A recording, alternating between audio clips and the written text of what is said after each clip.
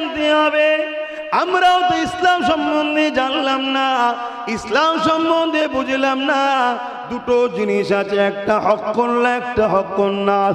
নামাজ হলো আল্লাহর হক, রোজা হলো আল্লাহর হক, হজ হলো আল্লাহর হক, এটা হলো হক্কুল্লাহ। এখানে যদিও ভুল ভ্রান্তি হয়ে যায়, আল্লাহ পাক বলেছে বান্দারে আমার কাছে তওবা কর, ইস্তেগফার কর, ক্ষমা চা, আমি আল্লাহ তোদেরকে ক্ষমা করে দেব। কিন্তু হক্কুন্নাস বান্দার হক, কোনো মানুষের ঘর ভেঙে দিলে, কোনো মানুষের জমি দখল করে নিলে, কোনো মানুষের সঙ্গে মিথ্যা কেস দিলে, কোনো মানুষকে নোংরা কথায় গালি দিলে, কোনো মানুষের উপরে আঘাত দিলে, কোনো মানুষ সেই কাজের কাজী নয়, তার নামে সেই বদনামটা করে দিলে, এই যে হক্কুন্নাস তুমি মেরেছ, যতক্ষণ পর্যন্ত না ওই বান্দাটা মাফ করে দেবে, আল্লাহ পাক মাফ করবেন না। মনে রেখে দেবেন, জেনে রেখে দেবে। এ যুবকেরা, তরুণেরা, ঈসা আলাইহিস সালাম চলে যাবার এমন করে 500 বছর প্লাস হয়ে গেল, এই জমিনের উপরে কোনো নবী রসুল আসেনি। এই না আসার দরুন মক্কা সহ পৃথিবীর জমিনটা কেমন হয়ে গিয়েছিল। নিজেরা নিজেদের হাতে করে 360টা নকল খোদা তৈরি করেছিল এবং নিজেদের রাজা দেখলে সিজদা করত, নিজেদের রাজা দেখলে প্রভু বলে মানত, নিজেদের রাজা দেখলে খোদা বলে মানত। তখন পৃথিবীর সুপার পাওয়ার ছিল রোম। এই রোম কত অসভ্য ছিল।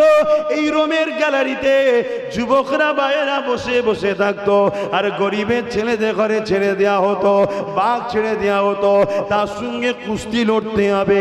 গরিবের ছেলেরা পারতো না, ওই বাঘের দাবাতে গরিবের ছেলে মারা যেত, আর গ্যালারিতে বসে বসে তারা আনন্দ করত। এই ছিল পৃথিবীর অসভ্যতা।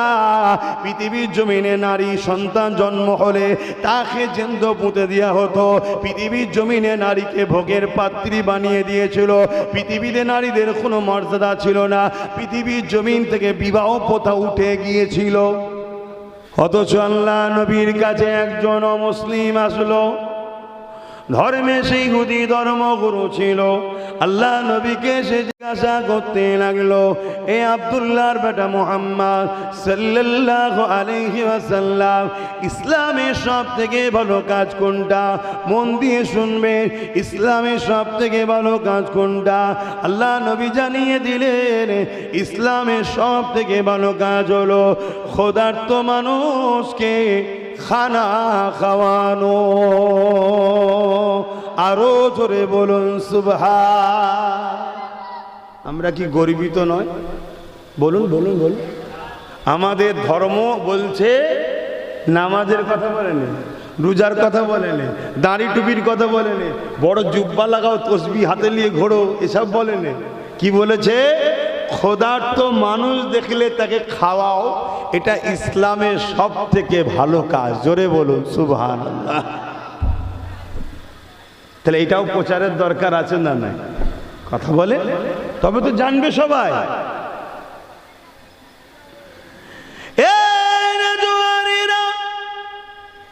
ওই ইহুদি ধর্মগুরু বলে, এ আব্দুল্লাহর বেটা মুহাম্মদ সাল্লাল্লাহু আলাইহি ওয়াসাল্লাম, ওই ক্ষুধার্ত মানুষ যদি মুসলমান না হয় তাকে কি খাওয়ানো হবে? তার জন্য কি একই কথা হবে?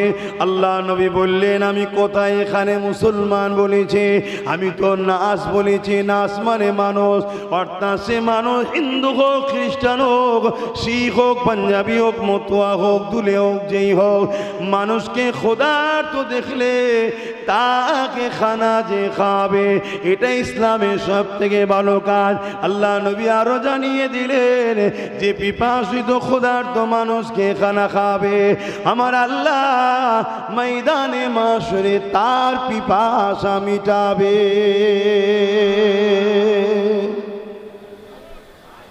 এটা হলো ইসলাম। কিন্তু আজ আমাদেরকে কি শুনতে হচ্ছে? আজ আমাদেরকে জানতে হবে, আমরাও তো ইসলাম সম্বন্ধে জানলাম না, ইসলাম সম্বন্ধে বুঝলাম না। দুটো জিনিস আছে, একটা হক করলে একটা হক কন্যা। নামাজ হলো আল্লাহর হক, রোজা হলো আল্লাহর হক, হজ হলো আল্লাহর হক, এটা হলো হক কন্যা। এখানে যদিও ভুল ভ্রান্তি হয়ে যায়, আল্লাহ পাক বলেছে বান্দারে আমার কাছে তওবা কর, ইস্তেগফার কর, ক্ষমা চা, আমি আল্লাহ তোদেরকে ক্ষমা করে দেব।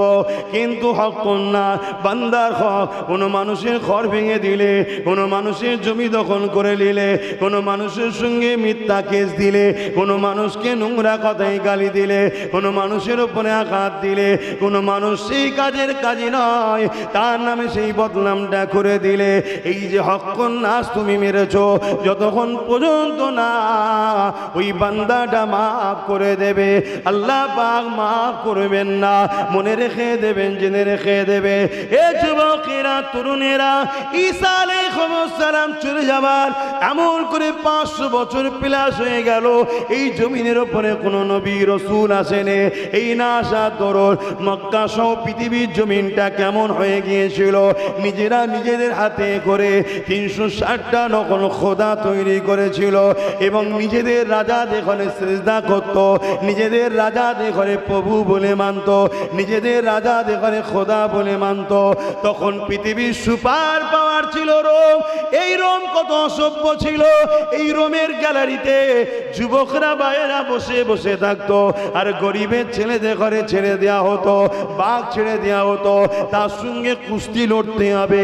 গরিবের ছেলেরা পারতো না, ওই বাঘের তাবাতে গরিবের ছেলে মারা যেত, আর গ্যালারিতে বসে বসে তারা আনন্দ করত। এই ছিল পৃথিবীর অসভ্যতা। পৃথিবীর জমিনে নারী সন্তান জন্ম হলে তাকে জ্যান্ত পুঁতে দেওয়া হতো। পৃথিবীর জমিনে নারীকে ভোগের পাত্রী বানিয়ে দিয়েছিল। পৃথিবীতে নারীদের কোনো মর্যাদা ছিল না। পৃথিবীর জমিন থেকে বিবাহ প্রথা উঠে গিয়েছিল। শুনছেন তো? আজকে যারা ইসলামের উপরে কলম চালাচ্ছে, একটু শুনতে তো হবে নাকি? হ্যাঁ, ইসলাম নারীদের মর্যাদা কত দিয়েছে দেখো। আর চ্যালেঞ্জ করছি, ইসলামের মোকাবেলায় একটা আসো দেখি নারীকে এই মর্যাদা দিতে পেরেছ। শুনছেন না শোনেননি? একটা আসো দেখি এই মোকাবেলায় যে নারীকে এই মর্যাদা কেউ দিতে পেরেছে। তা জেন্ত জেন্ত কন্যা হলে পুঁতে দিত। মক্কায় একটা মেলা হতো, নাম তার ওকাজ। ওই ওকাজের মেলায় পুরো পৃথিবীর ধনী লোকেরা আসতো। বাজারে পৃথিবী থেকে বড় বড় ব্যবসায়ী আসতো নারীদের ঘরে বিক্রি করার জন্য। ব্যবসায়ী গরিবের বেটিদেরকে বন্দি করে নিয়ে আসতো, তাদেরকে এই বাজারে নিলামে তোলা হতো। ধনী লোকরা কিনে নিয়ে যেত, ওই নারীগুলোকে ভোগ করত। ওই নারীর গর্ভে যদি কন্যা সন্তান হতো, ওই নারী ও কন্যা উভয়কে পুঁতে দিত, মেরে দিত। এটা কি সভ্যতা না অসভ্যতা? এগুলো যারা করতো তারা কেউ এক আল্লাহ মাননেওয়ালা ছিল না। শুনছেন তো নাকি? তারা হয় নিজের রাজার উপাসনা করত, নাই রাজার ভাষ্যকর মূর্তি তৈরি করে তার উপাসনা করত, আর না হয় 360টা নকল খোদা তৈরি করে তার উপাসনা করত। কেউ এক রবের উপাসনাকারী এ পাপ করেন। ইতিহাস তার সাক্ষী দিচ্ছে। এই পৃথিবীর অসভ্যতা, বর্বরতা, জিহালাত, অন্যায়, অত্যাচার, জুলুমকে খতম করার জন্যেই সর্বকালের সর্বশ্রেষ্ঠ মহামানব, দোনো জাহানের সুলতান আমিন আল্লাহ আব্দুল্লাহ দুলাল হযরত নবী মুহাম্মদ সাল্লাল্লাহু আলাইহি ওয়াসাল্লামকে মহান আল্লাহ জমিনে পাঠিয়েছিলেন। জোরে বলুন সুবহানাল্লাহ। তিনি এসেছেন অন্যায়কে বন্ধ করতে, তিনি এসেছেন নারীদেরকে বাঁচাতে, তিনি এসেছেন জাস্টিস ইনসাফ প্রতিষ্ঠিত করতে, তিনি এসেছেন বান্দাদের ঘরে স্রষ্টার সঙ্গে সম্পর্ক জুড়তে। জোরে বলুন সুবহানাল্লাহ। আল্লাহ নবী এসে জমিনে বড় হলেন। আল্লাহ নবী আস্তে আস্তে বড় হবার পর মক্কা জমিনে দাঁড়িয়ে আল্লাহ নবী সর্বপ্রথম এলান করে দিলে লা ইলাহা ইল্লাল্লাহ আনা মুহাম্মাদুর রাসূলুল্লাহ। এরপরেই নবী পাক সর্বপ্রথম যে কাজটা শুরু করেছিলেন ওই কাজটা হলো এ এলাকা মানুষেরা, এ বিশ্বে মানুষেরা, তোমরা নারীগুলোকে জ্যান্ত জ্যান্ত কেন পুঁতে দিচ্ছ? তারা বলতে লেগেছে নারী হলো অশুভ, নারীদের বাঁচার কোনো অধিকার নাই। আল্লাহ নবী তাদেরকে বলেছিল এটা তোমাদের কুসংস্কার, এটা তোমাদের ভুল ধারণা। নারীকে কখনো কুসংস্কার, নারীকে কখনো অশুভ মনে করো না। নারীর কি দোষ আছে? যিনি মায়ের পেটে পুত্র সন্তান দেয় সেই স্রষ্টাই তো কন্যা সন্তান মায়ের পেটে দেয়। এই নারীগুলোকে মেরো না গো, মহান স্রষ্টা পুত্র সন্তানের জন্য দেয়, কন্যা সন্তানের জন্য দেয়, যাতে করে দিয়ে দুজনের মাধ্যম দিয়ে দুনিয়ার জমিনে মনুষ্য জাতির বিকাশ ঘটবে।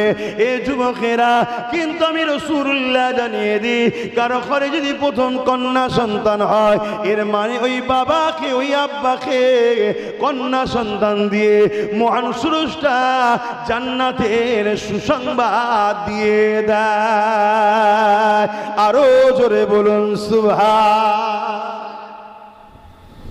আচ্ছা, আমরা কন্যা সন্তান না পুরুষ? কি বলবেন তো, আমরা কন্যা না পুরুষ? পুরুষ হয়ে এসছি, তাই তো। কিন্তু কন্যা সন্তানের প্রশংসা শুনে আমরা সুবহানাল্লাহ বলছি কেন? আমার রাসূল আমাদেরকে এই আদর্শ শিখিয়েছে যে কন্যাটাই তোমার মা হয়। কন্যা অর্থাৎ নারী তোমার মা হয়, নারী তোমার বোন হয়, নারী তোমার বেটি হয়। অতএব নারী মায়ের জাত। আল জান্নাতু তাহতা আকদামুল উম্মাহাত। প্রত্যেকটা পুরুষ তার জান্নাত তার মায়ের পায়ের তলাতে। জোরে বলুন সুবহানাল্লাহ। ইসলাম একমাত্র মাযহাব ধর্ম যে নারীকে পুঁতে দেওয়া হচ্ছিল তাদেরকে তুলে কোথায় সম্মান দিল? আল্লাহ শ্রেষ্ঠ শান্তি নিরামতের জায়গা জান্নাত, ওই জান্নাত মায়ের পায়ের তলাতে দিয়েছে ইসলাম। জোরে বলুন সুবহানাল্লাহ। আজকে সেই ইসলামের ওপরে মিথ্যাভাবে প্রচার করা হচ্ছে না হয়নি? খদ্দের রাখতে পারছে না দোকানে, খদ্দের দোকানে রাখতে পারছে না, তাই মিথ্যাভাবে প্রচার করছে ইসলাম নিয়ে। আর একটুখানি আগিয়ে চলেন, আল্লাহ নবী জানিয়ে দিলেন কোন বাপকে যদি আব্বাকে আল্লাহ পাক পর পর 3টে কন্যা সন্তান দেয়। কটা কন্যা সন্তান? এখন তো আবার একটার বেশি নয় বলছে। কি যারা ফতোয়াবাজি করছে তারা হয় 7 নম্বরে নয় 8 নম্বরে, তারা বলছে আবার একটার বেশি নাই। এটা যদি আগে থেকে আইন হতো তোর মতো শয়তান দুনিয়ায় আর আসতই না। আচ্ছা ধরুন দুটো যদি বলে, মানে কেউ বলছে দুটো, ধরেন দুটো, একটা প্রথম সিঙ্গেল হয়েছে তারপরে একসাথে জমজ হয়ে গেছে, এবার কি হবে? একটাকে মেরে দেবেন? তো বানাননে যাকে তাকে মারবেন কেন? এদের পাগলামি, এরা মানুষকে রুজি রুটি কারবার কিছু দিতে পারছে না, কি করবে? শুধু পাগলামি করছে। হিটলার বলেছিল মানুষকে এত জ্বালাও, এত পেরেশানে রাখো, মানুষ যেন মনে করে আমি বেঁচে আছি, এটাই ঠিক আছে। আমার দেশের হিটলারটা ঠিক ওরকমই করছে। কি করছো না করে? কখন বলছে এই করো, কখনো বলছে ওই করো, কখনো বলছে আধার লিঙ্ক করো, কখনো বলছে ভোটার লিঙ্ক করো, কখনো বলছে প্যান লিঙ্ক করো, কখনো বলছে নোটবন্দি করো। কি পেরেশান রেখেছে মানুষগুলো। এই বিচকানে কথা বলুন, অসুবিধা হচ্ছে নাকি? না আবার মাথার মধ্যে ঢুকছে হুজুর রাজনীতি কথা বলছে কেন? যদি রাজনীতি করা বলা যদি নিষেধ থাকে তাহলে ফেরাউনের কথা বলাই যাবে না। ফেরাউন তো মিশরের রাজা ছিল রে বাবা। হ্যাঁ শুনছেন তো নাকি? নেতা যখন জালিম হয় মানুষের পক্ষে দাঁড়িয়ে তার বিরোধী করা হলো ইসলামে ফরজ। জোরে বলুন সুবহানাল্লাহ। জানা নেই জেনে নেন, কিন্তু ইসলামের বিরুদ্ধে কলম চালাতে যাবেন না। লাপালাপি সব লাপালাপি ঠান্ডা হয়ে যাবে যখন মিনহা খালাকনাকুম ওয়া ফিহা নুঈদুকুম ওয়া মিনহা নুখরিজুকুম তাহারাতান উখরা। দেখবেন 99টা সাপ এসে গেছে, দুমুখ আর জাহান্নামের গর্ত হয়ে গেছে, তখন বেটা ঠান্ডা হয়ে যাবে। অতএব হুঁকুহুঁকি লাফালাফি সব জায়গায় করো, ধর্ম নিয়ে না জানা তাকে জেনে লাও। কারো পাল্লায় পরে উঁয়া চুঁচা করতে যেওনি। পাপের মাপ আছে, বেঈমানের মাপ নাই, এটা মাথায় রেখে দেবে। পাপের মাপ আছে, বেঈমানের মাপ নাই। গান শুনেছে, সিনেমা দেখেছে, যাত্রায় গেছে, ফাংশনে গেছে, থিয়েটারে গেছে, এই করেছে ওই করেছে, এগুলো পাপ করেছে। তওবা করলে আল্লাহ কথা দিয়েছে মাফ করে দেবো, জোরে বলুন সুবহানাল্লাহ। কিন্তু কেউ যদি ইসলামের একটা চুল পরিমাণ জিনিসকে ক্ষতি করে বা ক্ষতিকারকদের সাথ দিয়ে ইসলামকে ক্ষতি করার ক্ষমতা দেয়, ও বেঈমান, ও জীবনে জান্নাত যাবে না। কথা মাথায় ঢুকছে না? ঢোকেনি? কেন আমার রসুল অনেক কষ্ট করে এই দিনটা এনেছে। যে বাপ নিজের মেয়েকে জন্ত পুত্র, আজকে সেই বাপ মেয়ে হলে আনন্দ করছে, গাড়ি সাজাচ্ছে, পুরো পাড়াকে মিষ্টি বিলাচ্ছে। কেন? আল্লাহ আমায় মেয়ে সন্তান দিয়েছে, তাতে কি হয়েছে? তার মানে জান্নাতের সুসংবাদ পেয়েছি, জোরে বলুন সুবহানাল্লাহ। তাহলে নারীদের মর্যাদা ইসলাম কি দিচ্ছে? আজকে সেই নারীদের সম্বন্ধে আল্লাহ নবী আর কি জানিয়ে দিচ্ছে শুনে রেখে দাও।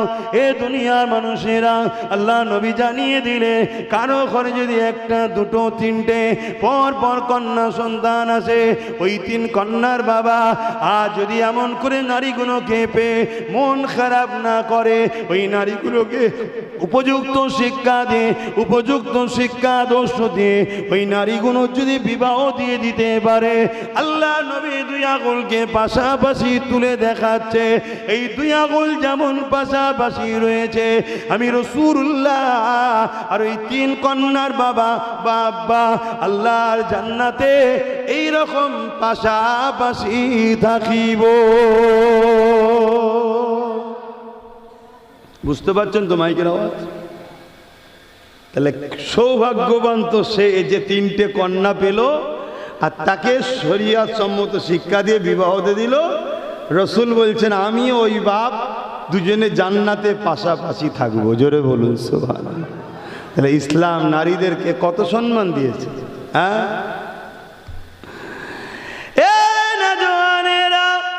এক একটা নারী এক একটা জান্নাত। কিন্তু দুঃখের বিষয়, আর নারী সমাজ অবহেলিত হচ্ছে, আর নারী সমাজ পদদলিত হচ্ছে, আর নারী সমাজ বিউজ্জতি হচ্ছে। আমার বাংলাতে এক মানবরূপী পশু বলে ফেললো ইসলামে নাকি রেপ করাটা পাপ নয়, অথচ যে বলছে তার দলে অনেক নেতা মন্ত্রী আছে যার নামে রেপের কেস চলতেছে। এ যুবকেরা, তরুণেরা, বাপেরা, অথচ 1400 বছর আগে থেকে মদিনার নববী শরীফে আল্লাহ নবী রাষ্ট্র কায়েম করে দিয়েছে।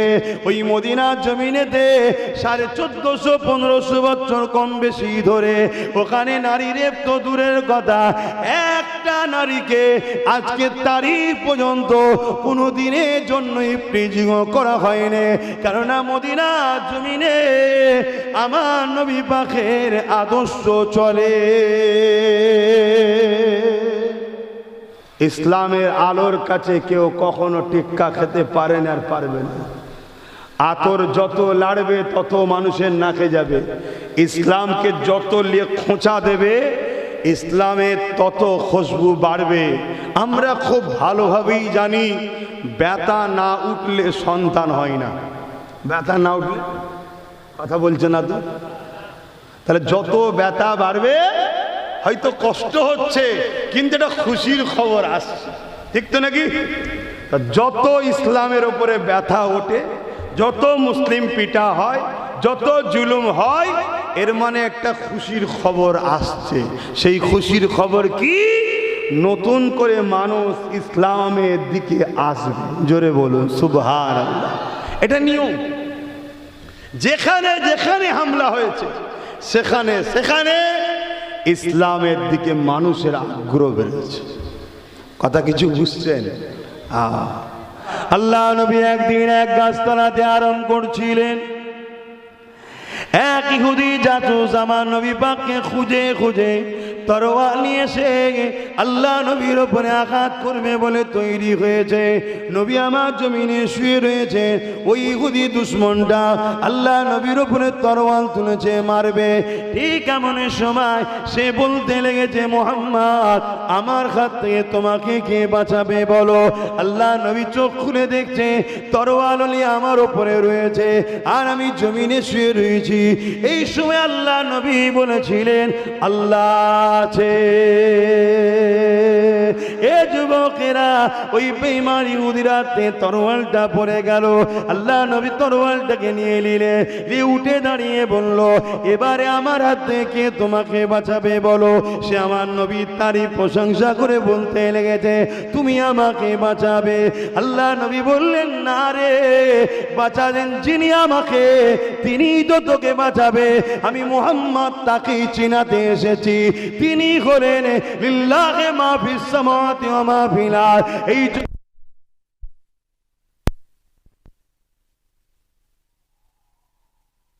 দরুদ শরীফ আল্লাহুম্মা সাল্লি আলা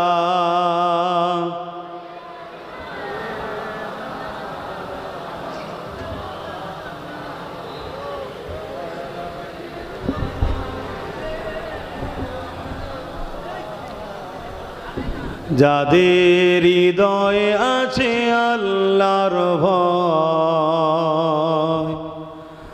তারা কবু নবী ভুলে যায় না। আল্লাহর প্রেম ছাড়া এই দুনিয়ায়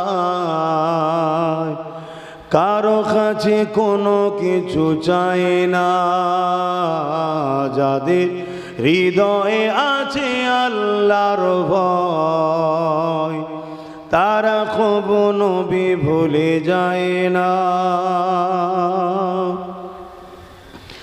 রাতের আধারে যারা সিজদাতে রয়, দু চোখের আঁসুতে নদী যেন বয়। রাতের আধারে যারা সিজদাতে রয়, দু চোখের আঁসুতে নদী যেন বয়। ছলনার ঘাছানি যত আসুক, ছলনার ঘাছানি যত আসুক, পিছনে ফিরেও তাকায় না। যাদের হৃদয়ে আছে আল্লাহর ভয়, তারা কবু নবী ভুলে যায় না। আল্লাহর প্রেম ছাড়া এই দুনিয়া কারো কাছে কোনো কিছু চাই না। দিন কায়েমের পথে যারা অবিচল, তারা হলো আল্লাহর প্রিয়জন। বাতিলের কাছে যারা হার মানে না, বাতিলের কাছে যারা হার মানে না, সংগ্রাম করে যায় অমর। আল্লাহর প্রকৃত প্রিয়জন কারা? যারা দিন কায়েমের জন্য সবসময় অবিচল ব্যস্ত থাকে। দিন কি? ইসলাম। ইসলাম কি? আবার বললাম, ইনসাফ, ইনসানিয়াত, ন্যায়, সত্য, এতিমের ভালোবাসা, গরিবের অধিকার, বিধবার অধিকার, সমাজকে দুর্নীতি মুক্ত করা, নেশা মুক্ত করা, খুন মুক্ত করা, জুলুম মুক্ত করা। এর জন্য যারা পেরেশান থাকে, পাশাপাশি আল্লাহ তৌহিদের উপরে, ঈসা আলাতের উপরে, রাসূলের রিসালাতের উপরে, আল্লাহ তৌহিদের উপরে নিজের জীবনকেও দাসত্বের সাথে কাটানো। কথা বুঝে আসছে? এরাই হলো আল্লাহর প্রিয়জন।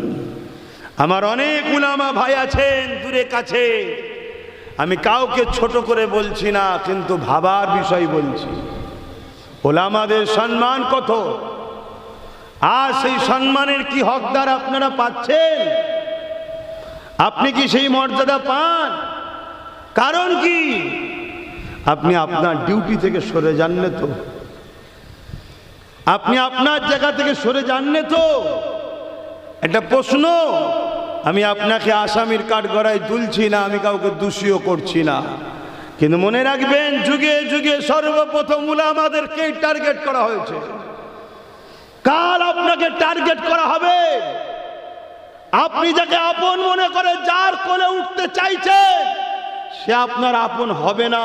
যে আল্লাহর নয়, রসুলের নয়, সে আপনার আপন হয় কি করে? এখন আব্বাস সিদ্দিকী চিৎকার দিচ্ছি, আসো, কোন মায়ের সন্তান আছে তোমার কিছু করতে পারে? আমি দেখবো তোমার সাধ্য বাসো। আল্লাহ শুকর করে বলছো, আম্মা বিনিআমাতি রাব্বিকা ফাহাদ্দিস। এখনো সময় আছে, সংগঠিত হও, ঐক্য হও। চেঙ্গিস খান একটার পর একটা যখন শেষ লাইনে জিজ্ঞেস করলো, উলামা বলল আল্লাহ আছে। আমাদেরও বলতে হবে আল্লাহ আছে, তাই তো নাকি? বলতে হবে তো। যদি কেউ বলে আল্লাহ আছে বলে, তাহলে তার সামনে যদি কেউ বলে দিল্লি চলে যাও, সেখানে উলামারা চুপ থাকতে পারতো না, হক কথা বলতো। কিন্তু বলতে পেরেছে? পারেন। যখনই বলেছে আল্লাহ আছে, অমনি চেঙ্গিস খান বলছে আগেই মুরব্বীটাকে কতল করো। রেগে গেছে সে। ব্যাস চেঙ্গিস খানের মধ্যে বেরিয়েছে। সঙ্গে সঙ্গে চেঙ্গিস খানের যে ঘোড়া ছিল, সেই ঘোড়া লাফাতে শুরু করেছে। লাফানো তো লাফানো, তাকে আর কে থামায়? এবারে ছুটা শুরু করেছে। সে ছুট, কখনো এদিকে ঝুল দেয়, কখনো ওদিকে ঝুল দেয়। চেঙ্গিস খান ব্যালেন্স কন্ট্রোল করতে করতে একটা টাইমে চেঙ্গিস খানের একটা পা ঘোড়ার যেখানে পা রাখে সেখান থেকে ফসকে যায়, আর একটা পা তাতে জড়িয়ে যায়। ওই অবস্থায় কেচড়ে পড়ে জমিনে।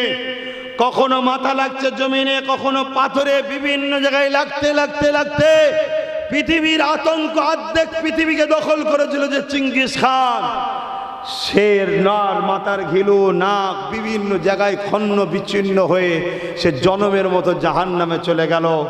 আর জাল্লাদ কি মারবে, সৈন্যরা কি মারবে, এদের উলামাদের নেতাকে বাঁচাতে গিয়ে তার পেছনে ছুটলো। বাকি 101 জনকে আল্লাহ জান বক্স দিলেন। জোরে বলুন সুবহানাল্লাহ। বাকি যে ইন্তেকাল হলেন, শহীদ হলেন, তাদের হয়তো এইভাবেই হায়াত ছিল না, কিন্তু আল্লাহ আছে না নাই? জোরে বলেন। এখন কি দুর্বল হয়ে গেছে? হ্যাঁ, নাউযুবিল্লাহ মিন যালিক। লা হাওলা ওয়ালা কুওয়াতা ইল্লা বিল্লাহিল আলিয়্যিল আযীম। সেই আল্লাহ আজও আছে। কেন ঘাবড়াচ্ছেন? ইনসাফের উপরে থাকেন, ন্যায়ের পক্ষে থাকেন, সত্যের পক্ষে থাকেন, গরিবের পক্ষে থাকেন, মানবতার পক্ষে থাকেন, অসহায়ের পক্ষে থাকেন, নিজের মাতৃভূমির সার্বভৌমত্বকে নিরাপদের পক্ষে থাকেন। বেশাক আল্লাহ সাহায্য আসছে, আল্লাহ পাক অবশ্যই সাহায্য করবে। কিন্তু আমরা যে আল্লাহকে ভালোবাসি, আল্লাহ পরীক্ষা নেবে না নেবে? এজন্যে মাঝে মাঝে আল্লাহ ঝড় দেয়। দেখবেন ঝড়েতে গাছ দোলে আবার দাঁড়িয়ে যায়, দোলে আবার দাঁড়িয়ে যায়। ইমানদার যতই দুলুক, ইমানদার কখনো ভেঙে যায় না। সে হয়তো দেখবে আর মনে হয় ট্যাকেল করতে পারবে না, আর এইবার মনে হয় পড়ে যাবে না। ইমানদার যে হয় সে তো খেজুর গাছের মতো হয়, কোনোদিন ঝড়ের চোটে পড়ে না। জোরে বলুন সুবহানাল্লাহ। আসেন বাবেরা, নওজওয়ানেরা, সংক্ষেপ করব। পুরো পৃথিবী জুড়ে একটাই মিশন চলছে, ইসলামকে মিটিয়ে দাও, কোরআনকে মিটিয়ে দাও, রাসূলুল্লাহর বাণীকে মিথ্যাভাবে প্রচার করো। এ যুবকেরা, তরুণেরা, কিছুদিন আগে উত্তরপ্রদেশের কানপুরেতে এক ব্যক্তি একটা ফেনাক লিখেছিল, যাতে লিখেছিল আই লাভ মুহাম্মদ সাল্লাল্লাহু আলাইহি ওয়াসাল্লাম। এই লিখাতে তাকে অ্যারেস্ট করা হয়েছে। তার পক্ষে যারা আওয়াজ তুলেছে তাদেরকে অ্যারেস্ট করেছে, মারধর করেছে। এ জালিম, অ্যারেস্ট করে করে করে করে তোরা হাঁপিয়ে যাবি। মুহাম্মাদের যারা প্রকৃত গোলাম হবে তারা জীবন দিয়াকে ধন্য মনে করে, কেননা তোরা বাঁচিস দুনিয়ার জন্যে, তোরা বাঁচিস জমি জায়গা গাড়ি বাড়ির জন্যে। আর মুহাম্মাদের গোলামেরা আল্লাহ আল্লাহ রসুলের জন্যে মরণের ইন্তজারে থাকে, কেননা মরণের পর যখন মুহাম্মদ রসুলের গোলামরা কবরে যাবে, ইমাম বুখারী বলছে ওই কবরে কামলিওয়ালার দিদার হবে। আরো জোরে বলুন সুবহান। এই দুনিয়ায় হাজারো জুলুম হয়েছে, হয়েছে আমাদের উপরে, এই দুনিয়া হাজারবার আমাদেরকে হত্যা করা হয়েছে, কিন্তু মনে রাখবেন যারা মেরেছে তারা মিটে গেছে, আমরা কিন্তু এখনো মিটে যাইনি। এ নওজওয়ানেরা, তরুণেরা, আজকে আইলা মুহাম্মদ রাসূল লেখার জন্য চলো, কিন্তু আমার দেশের সংবিধানের 25 নম্বর আর্টিকেল, কত নম্বর?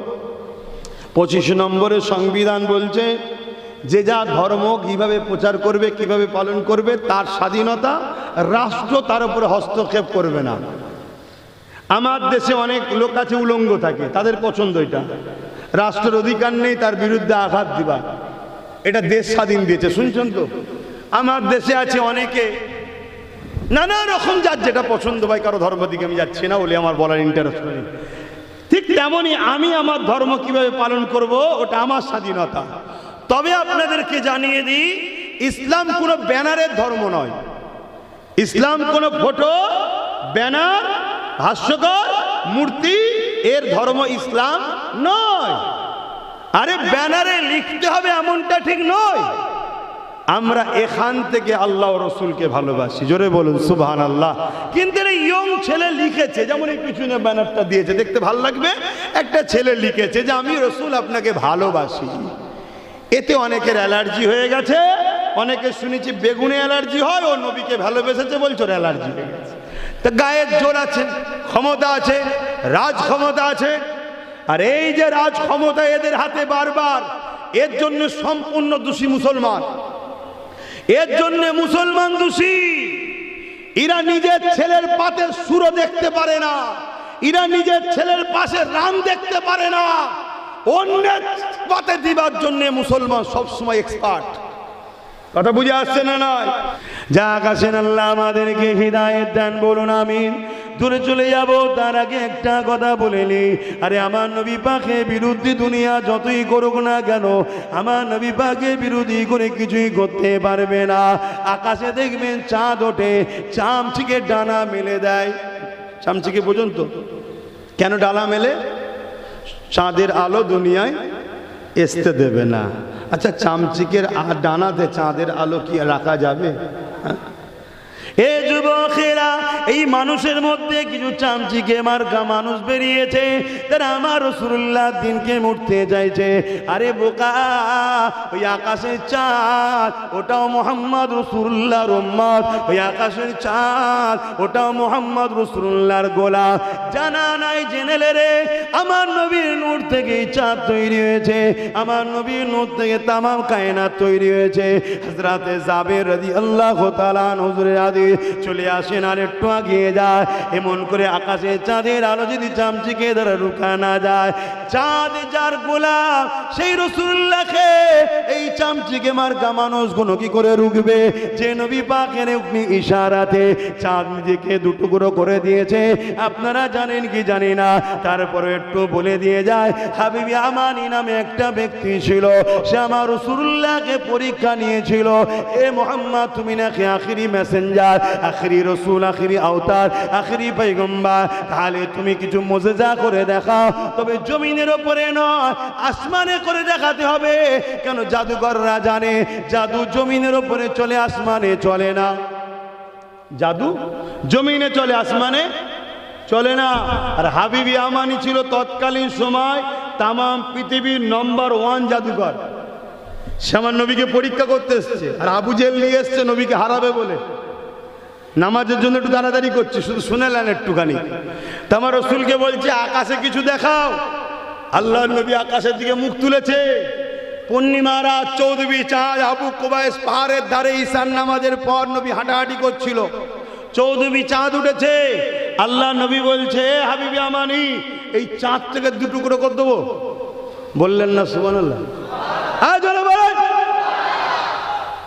এই কথা শুনে হাবিবি আমানির বল বন্ধ হয়ে গেছে। কি বলছে? চাঁদ 2 টুকরো করে দেবে? এই চাঁদ 2 টুকরো করে, হাবিবি আমানি ভাবছে চাঁদ 2 টুকরো করবে। মুহাম্মদ সাল্লাল্লাহু আলাইহি ওয়াসাল্লাম কি বলছে? ওর মুখের বল বন্ধ, হ্যাঁ কি না বলেন। আল্লাহ নবী উঙ্গলি ইশারা করলো, সঙ্গে সঙ্গে চাঁদ 2 টুকরো হচ্ছে। 1 টুকরো আবু কুবাইস পাহাড়ের এই দিকে, আর 1 টুকরো আবু কুবাইস পাহাড়ের ওই দিকে। পৃথিবী শোনো, পৃথিবী শোনো, এই দৃশ্য বসে বসে দেখছে আমার ভারতবর্ষের কেরলের রাজা চিরামান, বসে বসে দেখছে। সে তো দেখে ঘাবড়ে গেছে যে চাঁদ দু টুকরো হচ্ছে, কি ব্যাপার? মক্কায় রাসূলুল্লাহ করছে আর কেরলের রাজা চিরামান কেরল থেকে দেখছে।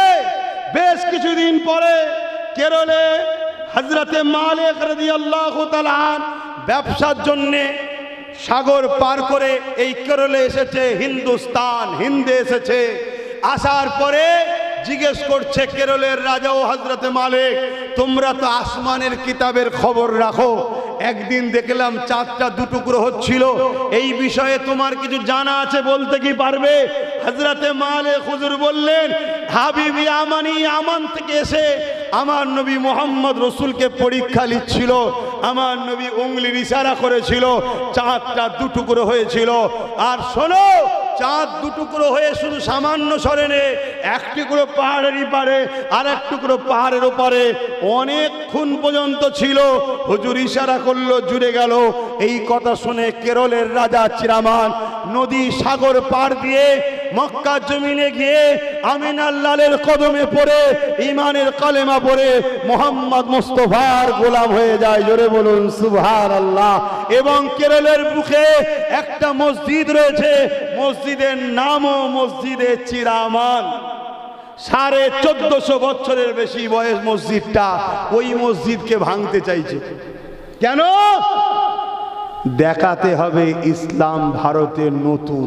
তাই শুনছেন তো, আমাদের তো হুঁশি নাই।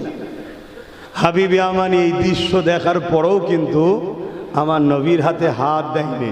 কেরলের রাজা ছুটেছে হিন্দুস্তান থেকে, শুনছেন তো, হিন্দুস্তান থেকে কেরলের রাজা ছুটেছে, কিন্তু হাবিবি আমানি তখনও কলেমা পড়েনি। পুরো ঘটনাটা একটু বলে দিই নাকি? অসুবিধা হচ্ছে না তো? এই কমিটির ছেলেরা অসুবিধা আছে? বাবেরা, নজওয়ানেরা, তরুণেরা, এই দৃশ্যখানা দেখার পরে হাবিবে আমানি, সে তো পৃথিবী বিখ্যাত জাদুকর ছিল, সে বুঝতে পেরে গেছে মুহাম্মদ রসুল কোনো জাদুকর নয়, মুহাম্মদ রসুল স্রষ্টার পক্ষ থেকে এসেছে। মুহাম্মদ রসুল অবশ্যই স্রষ্টার পক্ষ থেকে নবী রসুল এসেছে। তাই সে উটের উপরে সওয়ার হয়ে ঘরের দিকে চলে যেতে লেগেছে। আবু জেল বলতে লাগলো, এ হাবিবে আমানি রে, আমি তোমাকে খাওয়ালাম, পড়ালাম, তোমাকে নিয়ে আসলাম মুহাম্মদ রসুলের মোকাবেলায় তার বিরুদ্ধে জাদু করে তাকে হারাবে, কিন্তু তুমি চলে যাচ্ছ কেন? হাবিবে আমানি বলতে লেগেছে, এ আবু জেহেল, মুহাম্মদ রসুলকে তুমি চিনতে পারোনি, অবশ্যই তিনি আল্লাহ রসুল, কিন্তু কলেমা পড়েনি। চলে গেল ইয়ামিনে। ইয়ামিনে যাবার সময় আল্লাহ নবীর সাথে আরো একটা কথা বলেছিল। ওই কথাটা হলো কি, আল্লাহ নবীকে বলেছিল, এ আব্দুল্লাহর বেটা মুহাম্মদ সাল্লাল্লাহু আলাইহি ওয়াসাল্লাম, আমার বুকের ভেতরে একটা কষ্ট আছে, একটা জিনিস আমার বুকের মধ্যে বড় কষ্ট দিচ্ছে, ওই জিনিসটা কি তুমি বলতে পারবে? আল্লাহ নবী বলেছিলেন, হ্যাঁ বলতে পারবো। শুনছেন? তাহলে অন্তরের মধ্যে, বুকের মধ্যে একটা কষ্টদায়ক কথা বা ব্যথা জড়িয়ে আছে, ওটা কি তুমি বলতে পারবে? আল্লাহ নবী বলতে পেরেছে না পারেন? জোরে বলেন। আল্লাহ নবী বলল, হাবিবে আমানি রে, তোমার একটা 8-9 বছরের বাচ্চা রয়েছে, যে বড় জন্মগত প্যারালাইসিস, সে পায়ে হাঁটতে পারে না, হাতে ঠিকভাবে ধরতে পারে না। হাবিবে আমানি, এই কথাটা তোমাকে কুরে কুরে খায়। তুমি চাও তোমার বাচ্চাটা সুস্থ হয়ে যাক, ভালো হয়ে যাক, এটাই তোমার মনের বড় তামান্না। এই কথাটা যখনই বলেছে, হাবিবে আমানির চোখে পানি বেরিয়ে গেছে। কেন? হাবিবে আমানি দেখছে মুহাম্মদ যা বলছে সত্য কথা বলছে। এই ঘোড়ার পিঠে, উটের পিঠে চেপে রওনা দিয়েছে। তার বাড়ির দরজার গোড়ায় গিয়ে হাবিবে আমানি যখন ডাক দিয়েছে, দরজাখানা খুলে যায়। দরজাখানা খুলে যেতে হাবিবে আমানির চোখ বড় বড় হয়ে গেছে। কি দেখছি আমি? মা, আরে আমি কি দেখছি তোকে? ওই সময় বলতে লেগেছে, বাবা আপনি ঠিক দেখছে। কি দেখেছে? হাবিবে আমানি সেই যে কন্যাটা ছিল, যে জন্মগত পায়ে হাতে চলতে পারতো না, হাতে ক্ষমতা ছিল না, পায়ে চলতে পারতো না, সেই কন্যাটা পায়ে হেঁটে হেঁটে বাপের দরজা খুলে দিতে লেগেছে। হাবিবে আমারই জানতে চাইছে, মারে কি করে তোর ভালো হলো? ওই সময় কন্যা বলতে লেগেছে, বাবা এক রাত্রির এক নুরানি ব্যক্তি এসে এমন করে আমাকে তুললো, মা ওঠো, মা ওঠো, মা ওঠো। আমি উঠে বললাম, আমাকে বসতে বললাম, আমি বসে পড়লাম। আমাকে বললো, মা রে একটা কথা বলছি মা, তুমি দিল থেকে একবার মেনে জবান দিয়ে উচ্চারণ করে লা। উনি বলতে লেগেছিল, লা ইলাহা ইল্লাল্লাহু মুহাম্মাদুর রাসূলুল্লাহ। আমি যখন পড়তে চাইছিলাম না, ওই সময় তিনি বলেছিলেন, মারে পড়ে লাও, খুব শিগগিরই তোমার আব্বা হাবিবে আমানিও এই কলেমা পড়ে নেবে। কে কবে কলেমা পড়বে এই গায়েবের খবর আমার নবী জানে, অর্থাৎ নবীকে আল্লাহ জানিয়েছে, আল্লাহ পাক তিনিও জানে, তিনাকে কেউ জানান নে, তিনি খোদ নিজে মালিক। তাহলে নবীর জানা আল্লাহর জানা এক নয়। এই যুবকেরা, তরুণেরা, ওই সময় কন্যা বলতে লেগেছে, আমি যখন পড়তে লাগলাম লা ইলাহা ইল্লাল্লাহু মুহাম্মাদুর রাসূলুল্লাহ এই কলেমা পড়ে নিবার পর আমাকে বলতে লাগলো, মা এবারে তুমি বিসমিল্লাহ বলে উঠে দাঁড়াও। আমি যখনই উঠেছি আর আব্বা আমি দেখতে পাচ্ছি আমার পা সুস্থ হয়ে গেছে, হাত সুস্থ হয়ে গেছে। আমি চলতে লেগেছি। আমি এমন করে তিনাকে জিজ্ঞাসা করব কে, কিন্তু তিনি চলে গেলেন, দেখতে আর পেলাম না। হাবিবে আমানি জানতে চেয়েছে, মারে কিছু নমুনা হুলিয়া কি বলতে পারবে? হ্যাঁ বলতে পারবো। তিনার পুরোটা জোড়া ছিল, এমন করে চাপড়ি, বড় বড় পাপড়ি চুল ছিল।